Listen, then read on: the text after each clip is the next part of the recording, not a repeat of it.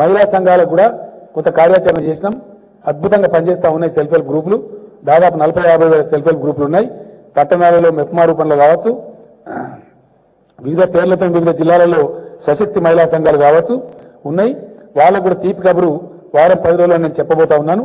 వాళ్ళకు ఉత్సాహం కలిగించడానికి కొన్ని ఇన్సెంటివ్స్ కూడా ఇవ్వబోతా ఉన్నాం. కాంట్రాక్ట్ ఉద్యోగులకు శుభవార్త. రాబోయే 15 రోజులు 2 నెలల్లో ఇంకా ఆల్మోస్ట్ ఈరోజు డిఓపిటి సెక్రటరీ కూడా వచ్చినారు. నేను విలేకరుల సమావేశానికి కొద్దిగా ఆలస్యంగా రావడానికి అది కూడా ఒక కారణం. కేంద్రం నుంచి ఆయన వచ్చినాడు కాబట్టి ఆయనతో చర్చలు ఉండే అతనితో మాట్లాడి 30-35 డిపార్ట్మెంట్లు ఆల్రెడీ డిస్ట్రిబ్యూషన్ అయిపోయింది.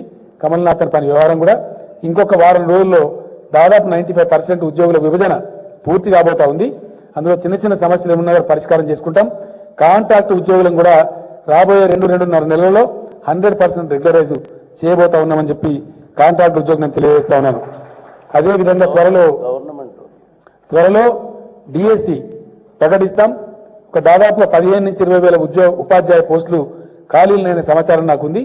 రైట్ ఫిగర్ నా దగ్గర లేదు, కానీ దాన్ని సమీక్ష చేసి రాబోయే 10-15 రోజులలోనే డిఎస్సి కూడా ప్రకటించి ఎవరైతే మిత్రులున్నారో వాళ్ళందరూ కూడా ఉద్యోగాలు ఇస్తామని చెప్పి నేను మనవి చేస్తా ఉన్నాను. అదేవిధంగా